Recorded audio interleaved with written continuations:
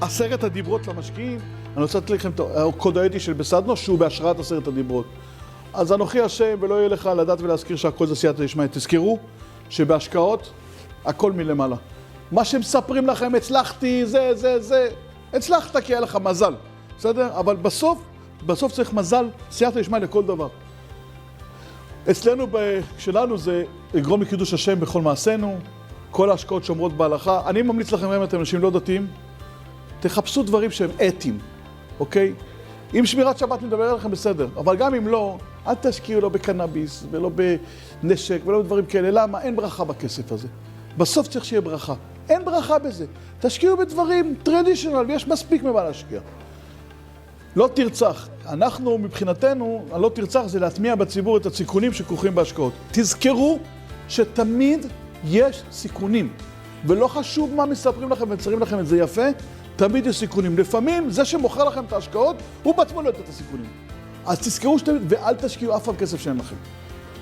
לא תינף. אצלנו זה נאמנות ושקיפות למשקיעים, לעובדים ולספקים. מבחינתכם כמשקיעים, תזכרו שתשקיעו בחברה שנותנת לכם דיווחים מסודרים, שאתם מרגישים נוח איתה, אוקיי?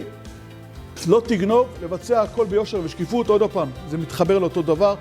אם הבן אדם נראה לכם סניקי וחלקלק, אל תתעסקו איתו. לא תענה את שקר, להגיד תמיד את האמת, גם היא לא נעימה. אנחנו מאוד מקפידים על זה, ומשקיעים כועסים, למה אתם מספרים לי את הדברים לא טובים? זה שוב מתחבר לאותם השניים הראשונים. אם הבן אדם לא מסוגל להודות בטעויות שלו, תפסתם אותו במשהו, אל תשקיעו אצלו. ולא תחמוד, זה לחלק את הרווחים בינינו למשקיעים בצורה הוגנת מבחינתנו. זה שוב נוגע אליכם. אם אתם מרגישים שהחברה הזאת רוצה מכם עמלות מדי גבוהות או חלוקה לא הוגנת, תשאלו אותם למה. לפעמים הם צודקים. אבל אם אתם מרגישים שזה לא הוגן, אל תעשו את זה. אתם יודעים למה? בגלל שאתם תרגישו ב3 שנים שאתם איתם, כל יום תחשבו איך דפקו אותנו. אז אל תשקיעו, יותר טוב. לסיכון הנפשי שלכם, לשקט הנפשי שלכם. בהצלחה.